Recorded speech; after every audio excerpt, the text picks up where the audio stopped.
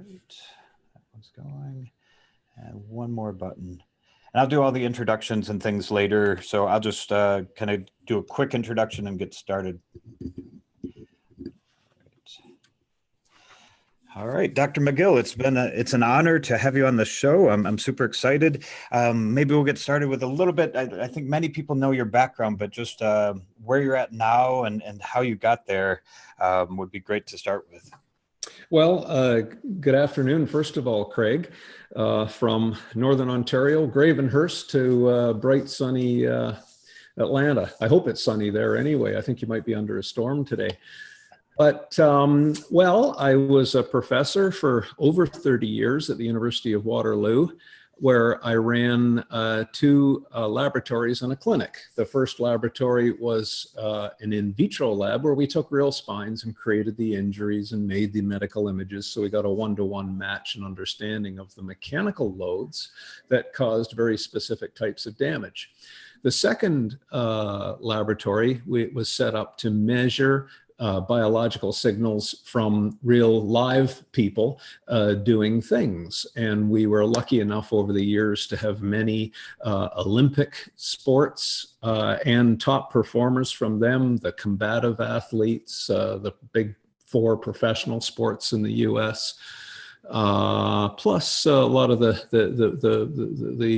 lesser known sports perhaps, but it was fabulous to be able to do that work over the years. And then at the same time, we ran a clinic and we were able to test drive a lot of the techniques that we were learning about in the laboratory on real people.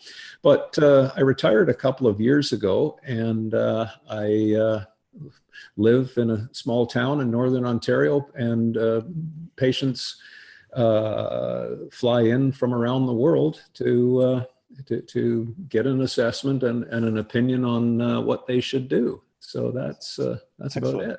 and for those who aren't seeing the video right now, we're looking at your lab. It's a neat setup. You've got a table where we're looking at you right next to the table. And then behind that, you got a bar loaded with quite a bit of weight. So it looks like you do the whole spectrum there. Not too many places in the world have a patient treatment table in front of a 1,000-pound squat rack. No, I think you're right on that. That's awesome. That's awesome. And I think Pavel probably, said this about you, but he said, you really want your clinician to be able to deadlift more than you can. So that's pretty awesome. Well, I'm in my 60s now, so I'm nowhere near what I used to be, that's for sure. It's almost embarrassing when I am asked to do a talk now and a skinny old man that you might mistake me for a Q-tip comes out. No, but definitely can generate some good core strength, I'm sure. I wanted to go back to what you were talking about with the lab. I mean, the labs you had are just incredible stories of the things you did. And with the animal lab, do you mind telling a little bit about some of the tests that you did in the animal lab and just how you took spines and even human cadavers and what you did with them? Right. Well, we did start with animal models because that's how I could get 50 identical spines. So say I could raise 50 identical pigs and use their spines.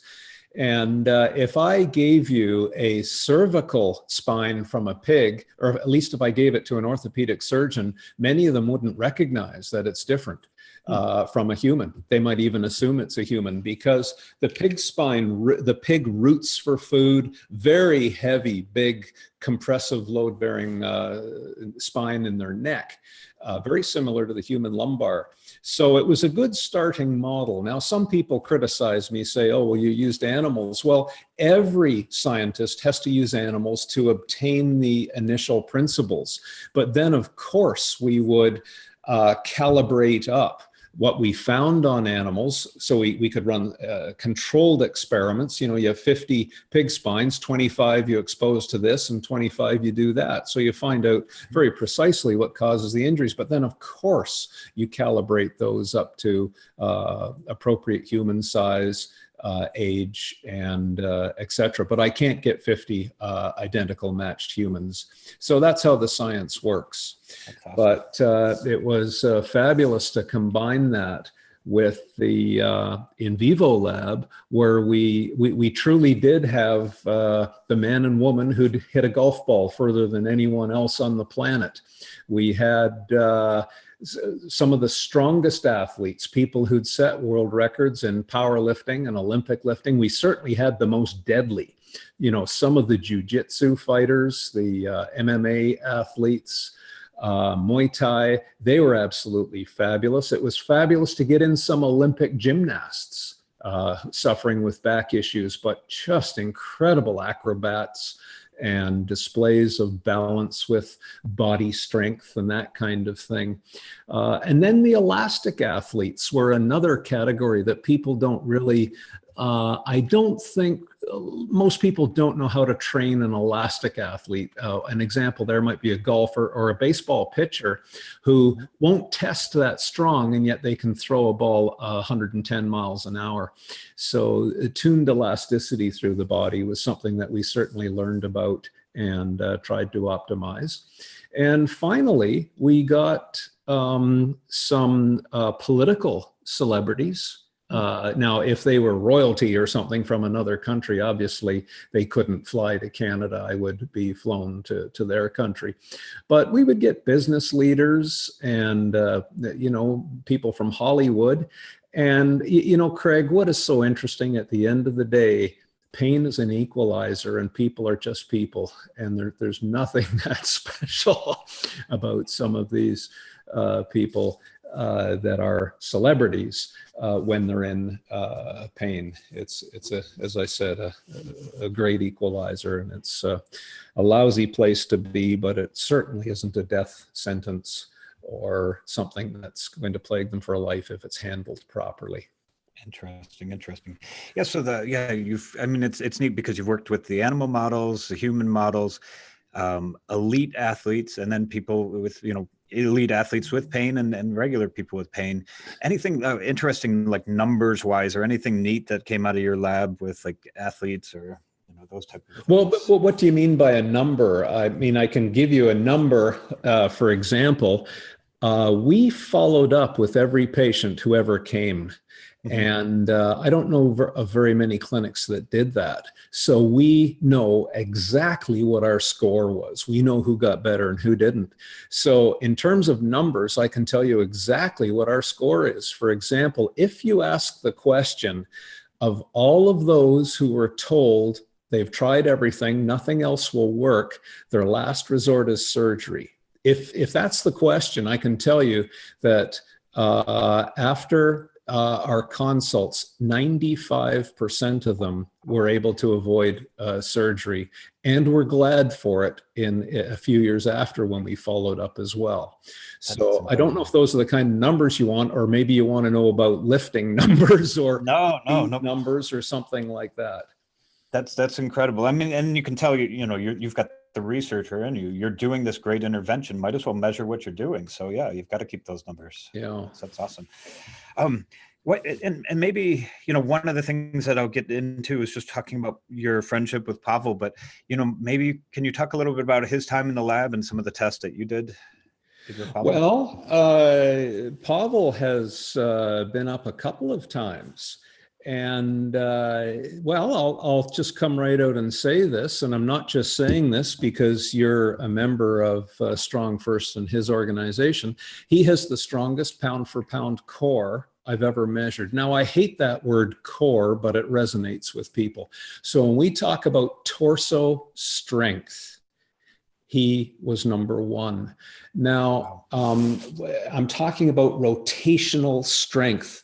So, I can give you an example. There are people who think training rotational power is the way to go. Or I'll give you another example. I had quite a high profile person come to me and say, I've just developed this pipe. It was half full of water. You put it on your shoulders and you rotate back and forth looking like a washing machine. And I said, well, that's called a slosh pipe. I've been seeing those for 35 years, but he thought he invented it. And he says, yeah, I'm looking after 2 top fighters at the moment. It's great for creating torsional strength. Do you want to go into business and help me endorse this thing? And I said, no, because I'll tell you what will happen. what will happen is you will create good torsional strength and power for about 4 or 5 months. And then you will delaminate the discs and they're going to have disabling back pain. And he said, "Oh, you're an idiot." And he left the room. Do you know he came back a year later with his tail between his legs, not so full of bluster this time, saying, "You know, I have a disc tear, and could you give me some advice?" And he said, "In fact, one of my fighters got one as well."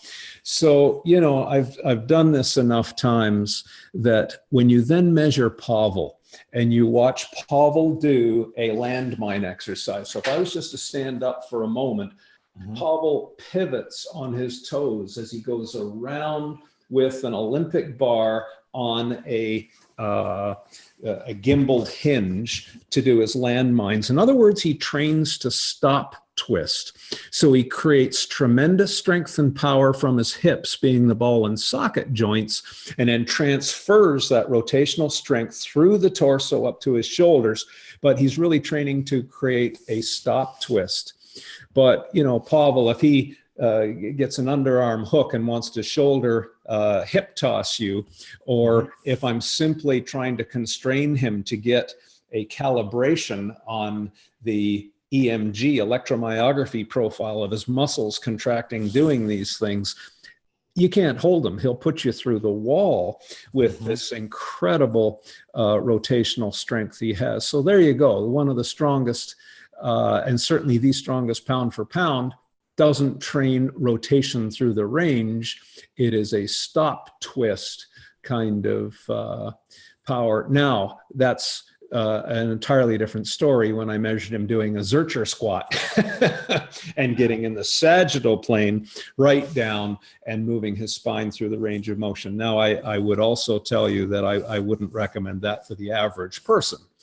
But when you've got the years of training and the resilience that he's built, then it's something that we can certainly consider. But there's a start on a little bit about his activation profiles and athletic strength.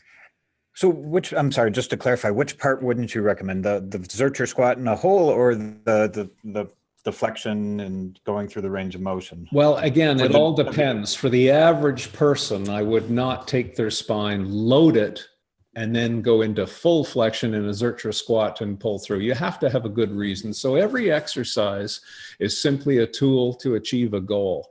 I need to know what is the goal, and if in fact a Zercher squat is the best tool you have. I would argue that most of the time it isn't. Okay. Gotcha. Excellent. Are you picking up an echo, or is it just me? Is everything fine on the sound? It sounds fine on my end. Yeah. Okay. Yeah, I don't know. The recording on my end sounds fine. So maybe it's something. Oh, okay. That's great. Fabulous. Yeah. Your end is the one that matters. I hope so. Yeah. So let's hope it's recording the same way. But let me go back to your friendship with Pavel. Like, how did you guys meet, and how long ago, and what have you guys worked on? Well, it's one of those serendipitous moments of life. I was at the National Strength and Conditioning meeting, the NSCA, and it was in Minnesota, if I recall back. So I don't know how many years ago it was now, but quite a few. And I was doing a keynote lecture, and I finished my lecture. And then usually after their lecture, there's a whole group of people that want to ask you questions that come up to the stage and don't let you get off the podium. Well, I answered a few questions, but there was a very quiet fellow in the back who didn't say very much, and he let other people ask questions, and they slowly disappeared. And then he asked me, he said, "Sir, what do you think of this?" And he just asked the person beside him to lay on the floor, and he bent down and picked up the person. And the people who were remaining watching this said, "Oh, that's awful, picking someone up off the floor like that." And I said to him, "Sir, that was the most beautiful display of optimized mechanics for a little bit of an awkward lift. Who are you? How do you know how to do that?" And it was what my eyes saw, and no one else saw it, but it was fab. So I knew right away, A, he knew mechanics. B, he knew strength. And I believe we went for lunch right after that, and that was the start of it. And we've awesome. had many, many hours since that time together, working through ideas, trading ideas, talking science, talking strength. He's so knowledgeable, and so knowledgeable of the Russian science that came mostly from the Moscow Institute of Physical Culture, which is where a lot of the science was done. And not too many people know that, but he does. So we've had fabulous conversations about all of this, and as you know, when you get to know him, he's just a wonderfully kind, generous fellow. Yeah. I would love to be a fly on the wall to listen to your conversation. Yeah. I know he asks intense questions. He's a great listener, but also, he's got incredible thinking. So it would be just awesome to sit in the room with you guys and just be quiet and listen. But, well, let's set that up. that's awesome. And the Soviet scientists, I mean, they do what you did. I mean, they just measure everything. So every single rep in training they would measure. So that's incredible that he can read all that and provide me with some of that information. So that's excellent. Switching gears, we're talking about the deadlift a little bit. And I know Eric Frohart's a friend of mine, and I know you've talked to him before. And you said something. He mentioned that there's an optimal time of day to do the deadlift, that your nutrients and flowing into your spine and things. And he said never do deadlifts in the morning. Is that something you mentioned before? Or? I have, actually. So my answer for almost all of these questions starts with "it depends," and then that's the story. Very, very few things have a black and white answer for everybody. But most of the time, you're actually taller when you wake up in the morning than when you go to bed. The discs are hydrophilic, they suck up fluid. So when we would measure that, we measured that the spine would actually break at lower loads, fracture, early in the morning when the discs are full. Now, you don't have to wait all that long. If you get up and go for a walk, within an hour, the disc stresses have equilibrated, and you'd probably be fine in terms of elevating your resilience. This has been trialed in industry, by the way, just having people back off on the heavy bending and loading earlier in the morning, and their incidence and prevalence of back pain decreased. So that's it. But when I said it depends, I then have to ask myself questions like, well, what's the purpose of the exercise? What is the load? What are the number of reps? What's the injury history? What's the age? And all of those things will then add up for a more common sense kind of answer. Because if it's just someone doing just a few deadlifts of a reasonable load, it probably isn't that big an issue. But if they get into bigger load, bigger reps, I need to know how much rest they've had, how old are they. If it's an older spine, I would be a little bit more concerned.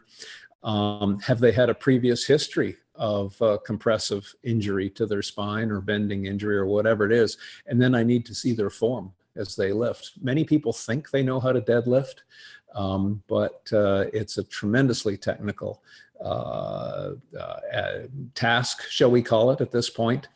So there's a start on it, but there's so many pros and cons to this whole deadlift issue, Craig. On one hand, the deadlift creates this whole body functional strength where the joints are balanced up through the chain. But on the other hand, it's quite constraining. In other words, when we've measured people doing a deadlift, and as you know, I've measured some record-holding deadlifters, but I've also measured Olympians from other sports who use the deadlift. But I haven't measured anyone who can really activate the neuromuscular compartments of their back greater than 70% of full neural drive in a deadlift. And the reason is it's limited by other joints, grip strength, leg strength, etc. So when you put it into a whole body situation like that, and you're really trying to strengthen your back and challenge all the neuromuscular compartments up and down the various muscle groups, the deadlift probably isn't the best. So again, there's a start on it. You could get, when you say you've done heavy farmer's walks or heavy suitcase carries, you have an exhaustion through your torso muscles that you've never felt before with deadlifts and that kind of thing. And as soon as you stand on one leg, you create frontal plane strength. When you stand on one leg and take a step, the whole torso on this side laterally has to activate quadratus and the obliques and whatnot to hold the pelvis flat. So to get a truly strong core, I've heard people argue, oh, the deadlift is the king of exercises. It's nowhere near. So there's a start on that issue and why I say it depends. That's great. Yeah. I'm gonna break that up into two topics then, if you don't mind. Maybe we'll talk about how to optimally train the core. And then just, when we talk about the deadlift, then, I was thinking of it as how do we protect the back? Maybe that's not the right way to think about it, but, how do we protect the back in deadlifts, and or what do you think about that? Well, do you mean how do I create a person who's most resilient to load? And would deadlifts be in the equation? Is that? Yeah. Okay. Well, no one comes to me unless they have a back issue. That's my world. So if that's, but I'm also able to say that I get truly some of the very best deadlifters in world history, those who've been the first to break through various load barriers, etc. Now it depends on what their history has been. I wrote a book with Brian Carroll called The Gift of Injury. And Brian had set a squat record in 2 different weight categories, and he'd squatted over 1,000 pounds over 50 times in competition, and he had a pretty respectable deadlift, well over 800 pounds. So if we could take an athlete like that, I would say, well, deadlifts wasn't really for him because he had a end plate fracture in his sacrum, quite a substantial one, and he'd heavily damaged the discs at L4 and at L5 and done heavy damage to the vertebra. So deadlifts were out for him, even though he tried to continue through the pain. We had to back him right off and build a foundation. So it was very important that we recognized the damage in his body, and very specifically what we needed to do to get those tissues adapt so that they would become load bearing again. Well, his was primarily a bone issue to start off with. I tried to do a kyphoplasty, which is what a surgeon does in a fractured vertebra. They load it up with bone cement and pressurize it to get the vertebra to bear load again. Well, I tried that on a cadaver, and the bone cement just leaked through the fracture. I couldn't seal it. And I'd tried that for years, by the way, and that was always the impediment to that kind of intervention. So I don't know if you're familiar with bone callousing or not, but your bones in your body remodel to chronic stress. So if I was to bend a long bone, say in my arm, and I could create a little stress crack or even a fracture on the tensile side as I bent, bone is piezoelectric. And what that means is as you bend bone, it's a crystal and it develops an electric charge. That electric charge sucks in free ions that are electrically charged, like magnesium and calcium. These are the building blocks of bone. And they suck in and attach chemically to the charged receiver, so to speak. Well, you have to allow 4 or 5 days to get a good, strong chemical bond, and that's called scaffolding. So that's how bone scaffolds in new bone and forms a callus and actually builds more strength than prior to the fracture. So with Brian, we had to do bone callusing for a year. Now this would be something like he would do, say, a suitcase carry, and then take 5 days off and allow the piezoelectric mechanostimulation of that bone to take place. And then in another 5 days, he would do another little loading mechanostimulation, so to speak. But, you know, when you think of how the great strength athletes train, and I'm thinking of the strong men and the powerlifters, they might have a heavy squat session and then take 5 days off. Well, a bodybuilder would never do that. A bodybuilder would train one day, tear down muscle, rest the next day to allow the muscle to grow, and then do it again on the third day. But that kind of cycle will get a strength athlete in a lot of trouble if they've started off cumulative damage to the end plates, which is bony in nature. So they're two completely different adaptation schedules from a biological tissue perspective. So anyway, there's just an example of, you know, I used Brian as an example. Now, the next person might be much more of, say, a disco, a collagen issue, because the disc is not a ball and socket joint. It's actually an adaptable fabric. I mean, you're adapting the collagen fibers, and more importantly, the ground substance, or the gooey glue, if you want to think of it as that, between the fibers, and that they can be adapted either to be stiff to allow you to bear lots of load. Like, as you know, power lifters aren't the best at being able to, you know, scratch their ear, because it's hard. They lose mobility to gain that load bearing ability. And likewise, a gymnast, that wouldn't serve them very well at all. The gymnast needs lots of mobility, but they train more with body weight. Now, they're still tremendously strong, but they would be well advised to back off deadlifting, for example, and just train with body weight, because of the laxity that they must have in the collagen to do the gymnastics moves. So do you see, it's all a trade-off. You can't be really good at one or really good at everything. You have to choose a little bit if you want to become as resilient as possible. But there's a little bit of a start on the answer to the question. We could go for days on these. This is awesome. And I was going to try to trick you into giving me, you know, yes, no dichotomy type answers. And I can already get the answer for this one before I ask you the question. But I was going to ask about, you know, yoga, you know, and working on spinal flexion and, you know, maybe extension. Are those, you know, besides, it depends, who is that useful for and who is it not so useful for? Well, I can't get away from the answer. It depends, because, well, let's have a general philosophical start on yoga. Yoga in its original form was designed to enhance transcendental elevation of the mind. So if that's the goal, please go ahead and do yoga. It's what it was designed for, primarily in India.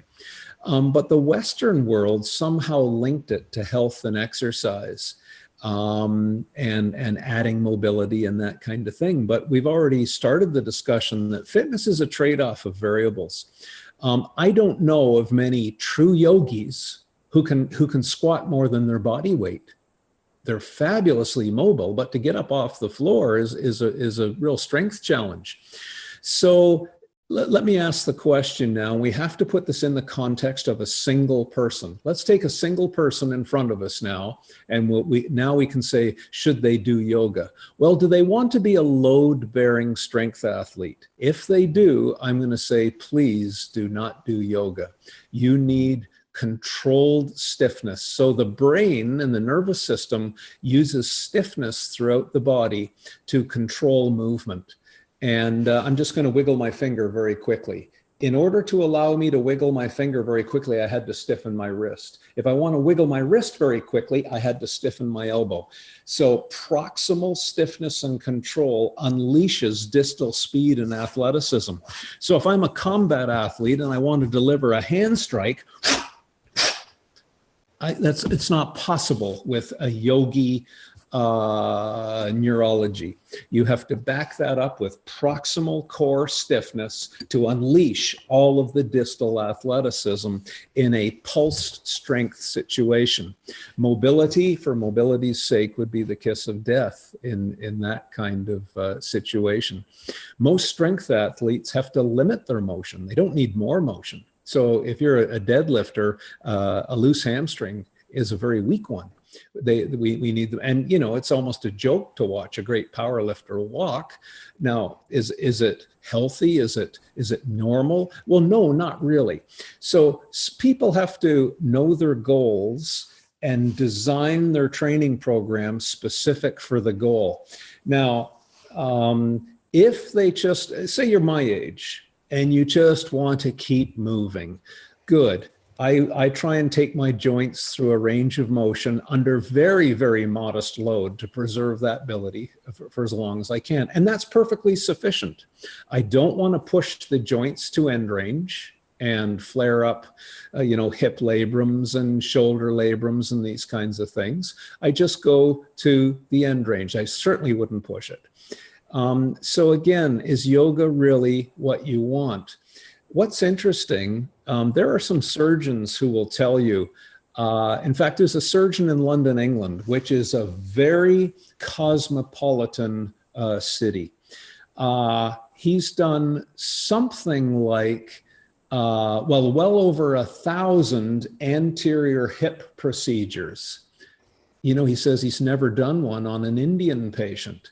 And when you go around the world and look at the architecture of skeleton systems, some are designed for some things and some are others. But if you look at it in his office of who the patients are, they're usually Caucasian women who've done a lot of yoga and now they're in their 50s and they've pushed the labrums of their hips and their particular genetics aren't suited for that.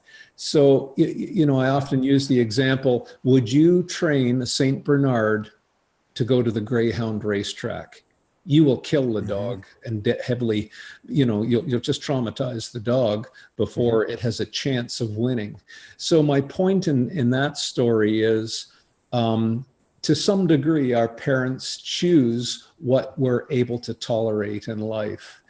And I could go on and on about the assets and liabilities of yoga, but I'll just finish off with this one thought because I'm a spine guy. The spine is a flexible rod, no question. If I took a thin branch, a willow branch, and bent it back and forth, it would take thousands of cycles of load, and even then it may not show any signs of cumulative stress. It's a thin rod.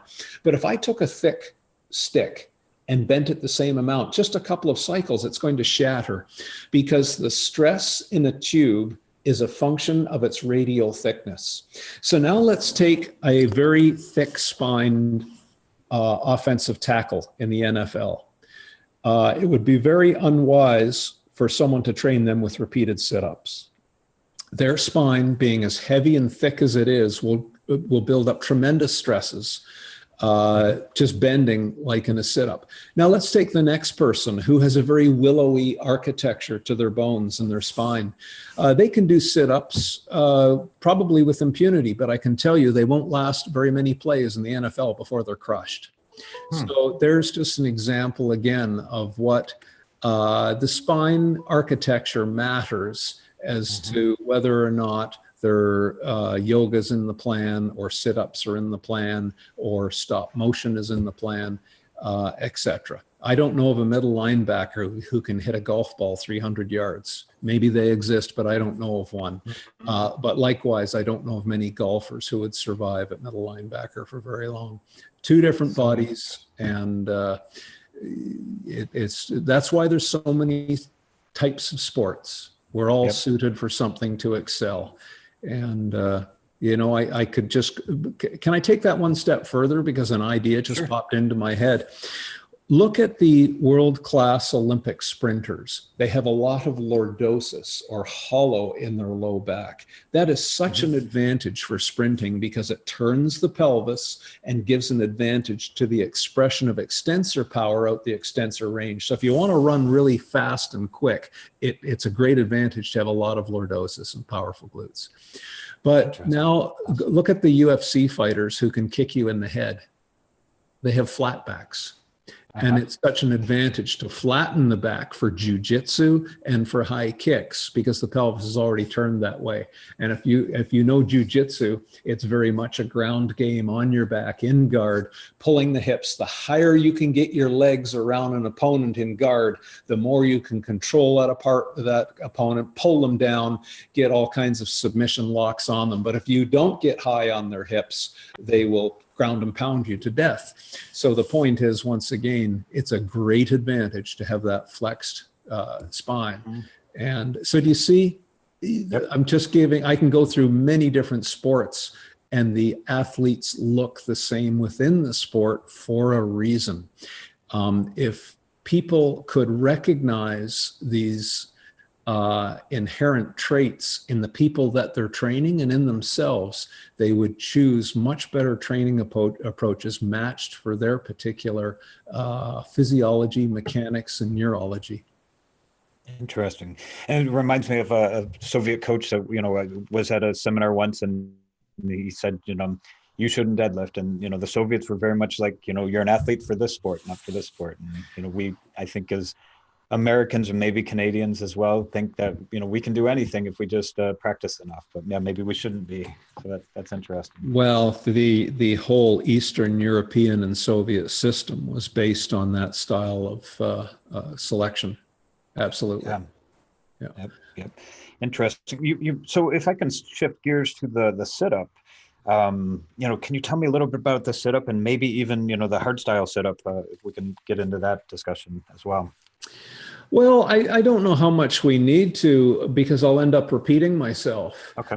It just simply depends. Now, before we started the podcast, I just gave you a quick tour of BackFit Pro HQ here.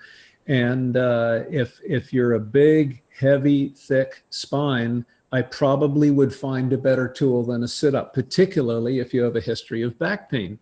So there we would do what we call the McGill curl up, which is to stiffen the anterior core. But a sit-up also challenges hip flexion power, which is very important for certain kinds of athletes. But we would use other tools that are more spine conserving to keep up the hip flexion power. We can talk about that at the end if you like. But there's sort of a start to my question, and then I need to know injury history, type of architecture or anatomy that they have, and then we'll know A, what style of sit-up should they do, B, should they even be doing sit-ups, and maybe there's some other tools that we can choose that will better reach their goals with more resilience. Excellent.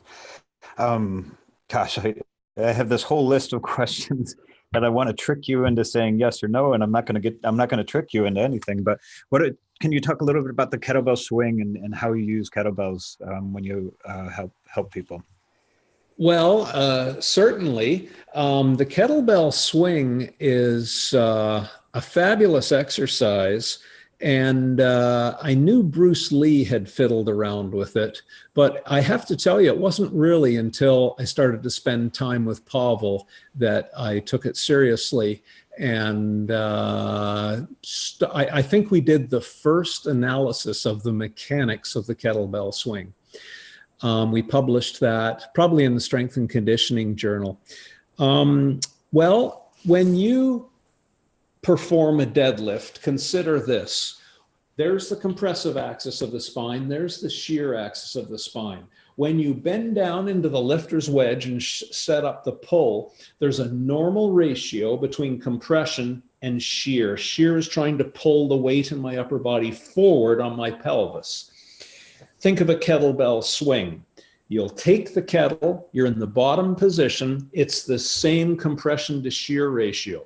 But as you swing through, the compression goes down and the shear load goes up. In other words, you get an odd ratio of compression to shear. Now, I'm going to go back to that article that we published. In the first paragraph, I quoted a fabulous powerlifter, and it was Brad Gillingham, who at the time had the raw deadlifting record. So a fabulous athlete. And he said it was the kettlebell swing that I credit for my recovery after a disc herniation. So there you go. He was able to get back the hip hinge mechanics, etc. Now, I can also tell you that Brad's neurology is a very explosive kind of neurology. Yes, he's a power lifter, but he's also a very explosive person. And that's not uncommon among the great grinding strength kind of athletes like the power lifters. You know, people think, well, they're sort of the dump trucks of strength. They've got this massive ability to carry very heavy load, but they do it slowly. But when you measure their neurology, they're surprisingly quick. They're good jumpers. They're quite explosive. Then the next athlete, I won't tell you his name, but everyone in the strength world knows this athlete as a fabulously strong person. But he says, you know, I can do everything, but the kettlebell swing is the one thing that tweaks my back. And I can also tell you, I absolutely love the kettlebell swing. It's fabulous. I can do it for a couple of weeks fairly intensely. And then I start to get a little warning tweak. Just above my pelvis, and you know, it tells me to back off. Now, the reason for that usually is sheer stability. So now I didn't plan on doing this, but I have all these models of different types of pain generators in spines. So here would be a perfect example. I'm going to hold this just a little bit closer.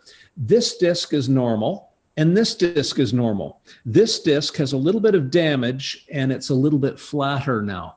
Consider letting some air out of your car tire. The car gets a bit sloppy on the road. In other words, you lose stiffness when you let air out of the tire. So when a disc loses a bit of disc height, either from a disc bulge or an end plate fracture or something like that, it gets a bit sloppy and loose. Watch. I'm going to twist. You see where the majority of the motion is now occurring. There's a tiny bit there and a tiny bit there, but look at the motion across here. Do you see how that's disproportionate? Yep. And this, in a lot of people, is what triggers pain with certain movements. So can you imagine if this person was swinging a kettle? I'm going to push here.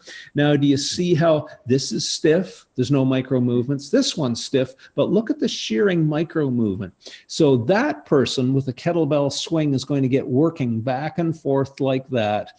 Now you're heavily loading the facet joints, etc. And it's almost always secondary to a flatter disc. You will see more arthritic activity in the facet joints 2 years later. So then we would take that person and I would do a prone instability test, which is a test done on an orthopedic table. And we would actually test the shear stability and whether or not it was painful. And if they pass that test, they are probably going to do really well with a kettlebell swing. So now I'm going to tell a few more stories. The kettlebell swing is a fabulous pulsing neurology. And I think we're going to talk about this a little bit later. But so many of the great athletes, they may not test number one on brute strength, but they test number one on pulsing strength, on, off, boom, that is pulsing strength. I'm one of the few who've measured in the UFC some of the great ones and who hits the hardest. And the big, heavy muscles, they push their punches.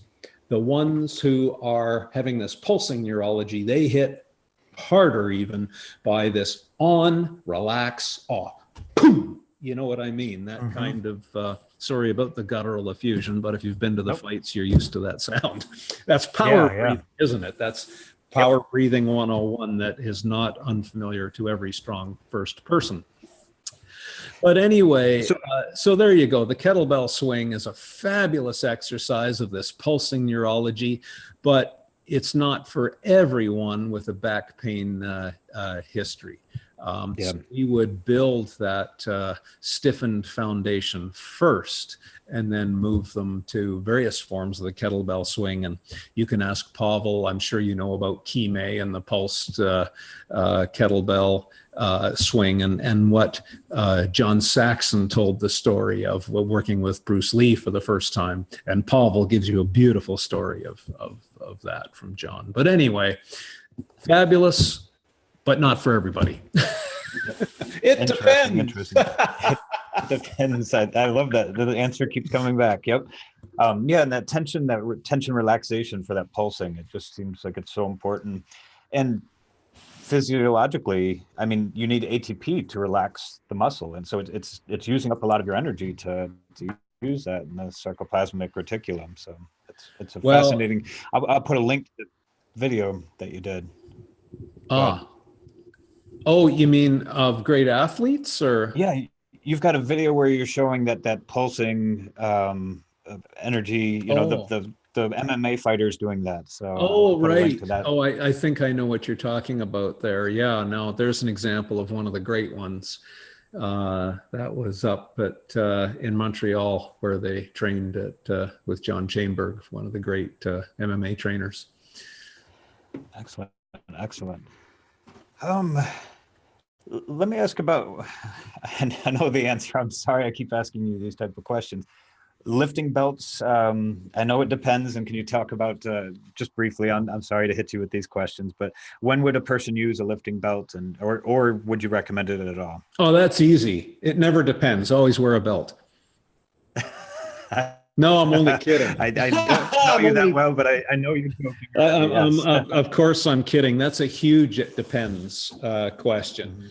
If you want to win at a strength competition, or if you're into a heavy elastic storage and recovery event like a javelin throw or a hammer throw in the Olympics, wear a belt. It will help you win. It adds to the elasticity and the recoil of the energy out of your torso. Most people will be able to pick up a few more pounds with an Olympic bar off the floor wearing a belt because of this elastic recoil, adding more stiffness into the hydraulic jack of the pressurized abdomen and all these kinds of explanations. However, is it for everybody? It's actually most people don't really need to entertain that question, and I'll tell you why. I wrote a whole chapter on the issue of it depends with belts in Ultimate Back Fitness and Performance, one of my books. So I've given you some examples of how it helps performance, but it's a bit tragic when I get an athlete who comes in and says, well, I was getting a sore back, so I started wearing a belt. And when we did science on this many years ago, for those kind of people who use a belt because they're getting back pain, when they do really injure their back, the severity of the injury is greater. It was not a good idea for them not to fix the cause. They kept training, but they thought a belt would help them. So that is a time not to wear a belt. It's a time to regress and figure out why you're having issues. There was a good study done at American Airlines with baggage handlers in Atlanta, where you are right now. And they had some baggage handlers wear belts for a period of time. What they noticed was the belts really didn't change the injury statistics, but when the people loading and unloading the airplanes stopped wearing the belt, their injury rates went up. So there was a little bit of a dependence issue there that you should be taking care of. Now, some people say if you wear a belt, you get dependent on it and you get weak. We've never measured that. It doesn't cause you to use your back muscles less or some of these claims. We haven't been able to substantiate that. So here's where I stand on a summary in that. Do you remember years ago at Home Depot, for example, if you wanted to work at Home Depot, it was a mandatory condition for employment that you must wear a belt. Well, there was a study that suggested that. And I had a debate with the scientist who did that study, and I think we were able to show that that really wasn't in the best interest of the Home Depot workers, and now you'll notice that it's not a mandatory condition. But if an individual feels as if they are more resilient, they're able to control their pain, I don't have a problem wearing a belt for a short period of time, but they have to commit to doing the big 3 exercises and build that core fitness. They have to understand what spine hygiene is all about and move well throughout the day. They have to understand the principles of ergonomics, and if they're sitting or doing a manufacturing repetitive job, can they somehow optimize the stresses there? In other words, there's quite a list of conditions if someone is to get a belt, but the goal, of course, is to wean them off the belt. But if you want to win powerlifting or Olympic lifting, go get yourself a belt. Excellent. Excellent. Great advice. I like the it depends. It's perfect answer for that. You mentioned the big three. I'll link to, you've got plenty of materials talking about it, but could you say a little bit about your research on, what type of short-term changes it makes in the body? Is it a lasting, what can we expect? How long do those changes last once we do the big three exercises? All right. Well, years ago, we realized that the body, as this articulated linkage, there's no option, but you must create proximal stiffness to unleash distal speed and expression of strength.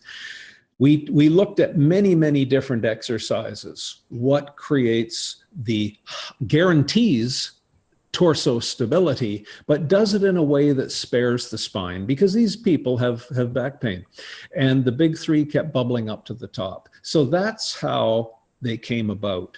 And then we prescribed them on 10-second holds in what we call the Russian descending pyramid. Why? Because the Russians were so clever at building endurance without getting tired. Because when you get tired, you break form. You start to substitute perturbed motor patterns. You lift differently when you're tired. You start using not so much muscle, you use the passive tissues and whatnot, which are hard on the passive tissues. And this is what causes some people a lot of back pain. So the way that the choice of exercises, the way that they're done and the way that they're programmed is important. Well, then different athletes would say, after doing the big three, we feel as though we can run faster and cut faster. I had a meeting last year through the Professional Football Coaches Association. It's the association run by Bill Parisi. I don't know if you know Bill or not. And he had all of the NFL coaches, and I've done this twice for them now. And a lot of NFL teams now start all their training sessions with the big three, because we measured this in different athletic groups. When you do the big three and stand up, you will feel a tightness around your core. Now, that lasts in some athletes about 20 minutes. Sometimes it lasts up to 2 hours. But what it does is it allows the athletes to run a bit faster and cut a little bit harder. You can imagine if you are running, planting, and turning and cutting, if your spine bends when those muscles create torque across the hip, you're leaking energy. The muscles are bending your spine when they're supposed to be propelling the femur on the other side of the hip. So in order to create distal speed and power, you needed that residual stiffness. Well, we didn't realize this at the beginning, but we found out later that the big three prime that proximal stiffness, and it lasts for a little while. There are patients who say, I feel a lot better. My pain goes down or is eliminated for a couple of hours after doing the big three. And we'll say, fabulous, do them twice a day, do them mid-morning and then mid-afternoon. And now they're starting to build 2 opportunities for pain-free resilience in the day, and we build from there. So there's a little bit of a opening as to where those exercises came from, how they're programmed, and how they can not only produce pain and injury resilience, but also optimization of performance. That's excellent. That's excellent. I know we're running out of time. I just have, just want to hit one more question before we finish, but can you talk a little bit about like grunting and the power breathing, and how does grunting help that, proximal stability? Yes. It's a fabulous question because it's a fundamental principle of StrongFirst to create the power breath and this notion of breathing behind the shield. So, we'll see this many times. Let's go to basketball. There's a sport we haven't talked about. Now, I didn't grow up playing basketball, but when I first started consulting in the NBA, I was continually impressed by the martial arts skills of the players under the basket, trying to get rebounds and that kind of thing. The body positioning and the usage of leverage was fabulous. But then I found the athletes, they were paying attention to how an opponent was breathing, and they'd just be posting up against a player, but when that breath came out, they'd fire on that particular athlete, and they know that their hips were going to be slow. So if they're under the basket and they're going to a drop step, bam! Now, if they didn't have core stiffness or they weren't breathing behind the shield, they would have been slow with that drop step. Do you follow what I mean? Or if they had back pain, their hip would fire and then they'd bend their spine into pain, and then they're on the disabled list. So the grunt and the power breath is optimizing that core stiffness to engineer out the micro movements, create a stone, so when the hips fire, the stones aren't pushing rope, they're pushing a stone, and then you explode. Now, the power breath. I just finished up doing a speech or a consult somewhere, I can't remember, and I was at the airport having a beer. Venus Williams was playing tennis, and then the announcer said, "Oh, Venus is intimidating the opposition today with that loud grunt." And I thought, really, sir? I don't think you understand sport. What she is doing, I'm going to back up and just talk about the physiology one more minute. When you're breathing heavily, like that, elastic recoil assists the diaphragm in pushing air out, but then there's a pulse in the intercostals and the oblique wall. It's called active expiration. So when you're really breathing heavily, you breathe like this. Poo, poo. That poo charges the muscles to accelerate. Now, that does two things. It gets the air out of the lungs faster, but it also creates a super stiffness. So now you're turning the body into a mechanical composite. So a board of wood is a homogeneous board of wood. But when you slice it up into veneers and then glue it all back together again, putting cross plies in it, that board is now stronger and stiffer than the original board. You've built it into a mechanical composite. So the power breath creates a mechanical composite with the layers of the obliques fusing into the rib cage. Now you get a super stiffness and a super strength. So when Venus serves the ball and goes, ooh, that super stiffens the core, and even more miles an hour are expressed distal to the shoulder. So when you go to the fights next time, ooh, ooh, I go to StrongFirst. It's Bill, now you're getting me excited because now we're coaching, and now we're in my world. So to build the body into a composite material is fabulous. And now, isn't it interesting that our science was always putting this together? Why we have fascia, and then I'd listen to the students. So I taught a course in the first year as they came out of high school on movement, and the anatomy teacher would be telling them, oh, well, what does rectus abdominis do? Rectus abdominis flexes the torso because it connects the rib cage to the pelvis. And I was saying, when was the last time you used rectus to do that movement? I can't ever think of that movement, But really, now you put in the power breath, and then we start talking about the fascial integration and forming the composite. Now we're talking strength and power and breathing and all the rest of it. So it's I wish we didn't have to go, Craig, because now you got me wound up, and we can have a really good high. Let's do another one sometime then on the potentiation of the body and how the principles of StrongFirst with power breathing, isometric stiffness, speed, all amalgamates together to create resilience and performance. I love it. On the jiu-jitsu mat, who doesn't know core stability, I mean, you can tie them up in knots in 2 seconds. You get someone who's much less physically imposing, but they know how to use their core. you're done.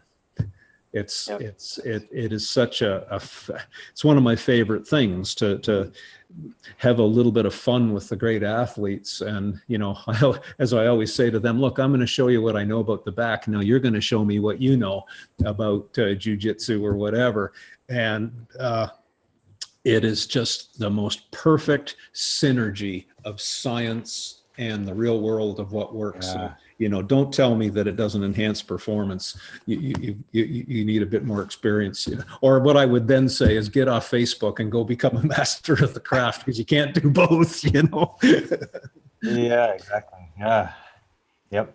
That analogy with the wood, I mean, that that is just so vivid for me, and that just makes it so real for me. Yeah, that's exactly what's happening with all the things in the core like that. So thank you for that. Yeah. You can tell that you taught for many years. I mean, that when you brought out the spine and you started talking about the flat tire analogy, like that's, you know, and how the tire just wobbles on the ground like that. That's these are things that are just going to stick with me forever. So thank you very much for all of this great information. And I'm going to be digesting this a while, and I'm going to ask you to be back on it, because this will be another great talk. So Well, I hope we meet so in very person, Craig, and we can have a few swings together. I would love it. Yes, yes. With Pavel, we'll get Pavel so we can really have some fun, and then he can poke fun at me as he usually does. I'm just going to be quiet in that conversation. I'm just going to absorb everything you guys talk about. So that would be great. Yeah, and if you thank you very much for doing this. And if you want to, I would love to see your lab and your lab setup. You know, what I'm seeing right now is great, and maybe we can show. Well, do you want a quick run through now? Yeah, that would be awesome. Okay, if you don't mind. well, I'm going to take my ears out. And hear me now? Yes, I can hear you now. Okay. So if folks ever wondered what goes on at BackFit Pro HQ, it's actually in my house. And so we have a patient table that you can see there, various dumbbells, and then we have our collection of spine injury models here. So we have all sorts of stenosis models, disc bulges, end plate fractures, micro movements, etc., to show the athletes exactly what is causing their pain. And then there's Pavel's two-pood. I don't know if you can, oh, there I have it. Sorry, I'm just walking around with my computer. There's Pavel's two-pood kettlebell that it's one of my prized possessions. And we've also been sponsored here by Alico. So you'll see we have all Olympic bars, all calibrated by Alico. Wow. And Chris Duffin's transformer bar, which is another fabulous device for controlling front squat and back squat line of drive as people squat. And he's making some great equipment. He is. I loved his experiments. Yeah, he's a brilliant engineer. And then we go where we look at radiological images. So whether the people bring in old films or computer images, the old Sounders total back, we use that a lot with some patients. And then we go over to this station where we just set up and tear down. But our last person here was a heavy fighter. So there's a 200-pound bag all set up. Do you know what's in these bags, Craig? No, what's in there? Silk ties. Believe it or not, we get all the ties from the rag man. And I just say, every time you get a silk tie, throw it in the bag. And that's how. So silk is very dense, and it mimics the guts of a fighter. So you get a beautiful, you know, it's a fabulous. Yeah. And then of course we have all the armor that we need for when the big boys come. And then we go out into the machine area where, let's see now, we've got some isolation devices for people who've got a sore back, and yet we still have to keep them loaded. We go along to the belt squat machine, and here we use the Squat Max MD, which keeps the line of load from the belt free. It's not going around a pulley. to reduce the shear forces on the athlete's back. So they might be a heavy athlete and still want to keep their squat ability, but we can't load their back. Or they might be, say, a downhill skier who has to get into that windage optimized position, fully flexed spine, rolled right over, and but to get pounded down moguls at 70 miles an hour, you need a big squat strength. But you can't train squats in that position. It's too hard on the back. And then we have some Cybex equipment for a little bit of isolated leg work.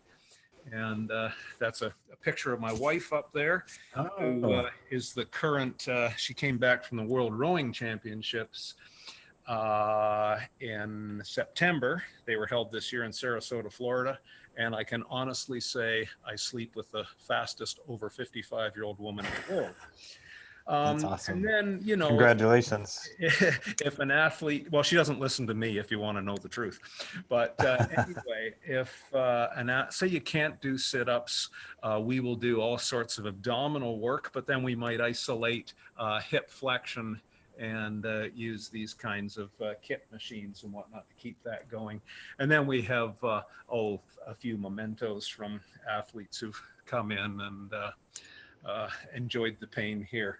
But anyway, there's a little bit of a start of what goes on. But we do simple stuff here as well. Instead of squatting, I just might have an athlete go out onto the front road and they'll push my truck back and forth for their leg work. Anyway, there's a little bit of what goes on here. And it's been a great honor. This is awesome information. So thank you for sharing the information, sharing the space, and thank you so very much for this. And Craig, thanks for all you do. It's been fun for me. Thanks. Yep, I just get to listen to really smart people, so I am the one to be thanked. So. Yeah, well, anyway. Excellent. I'm going to stop the recording.